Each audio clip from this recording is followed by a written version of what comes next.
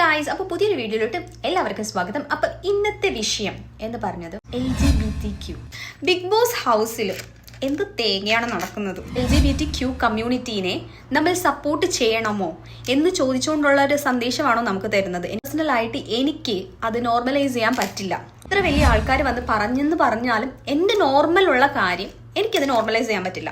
24 അവർ continuously live നടക്കുന്ന ഒരു ഷോയാണ് big boss house. Okay, ഈ 24 അവറിൽ നമ്മുടെ മുന്നിൽ വരുന്ന എപ്പിസോഡ് എന്ന് പറഞ്ഞാൽ 1 മണിക്കൂർ അല്ലെങ്കിൽ 1.5 മണിക്കൂറിൻ്റെ ഒരു എപ്പിസോഡ്സ് ആണ് തരുന്നത്.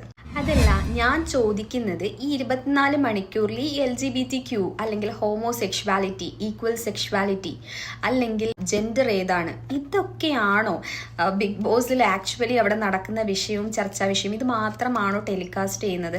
അവരുടെ പ്രോഗ്രാമിന്റെ റേറ്റിംഗ് കൂടാൻ വേണ്ടിയിട്ടായിരിക്കണം ടോപ്പിക്സ് നമ്മുടെ മുന്നിലോട്ട് എടുത്തിടുന്നത്. ഓൾറെഡി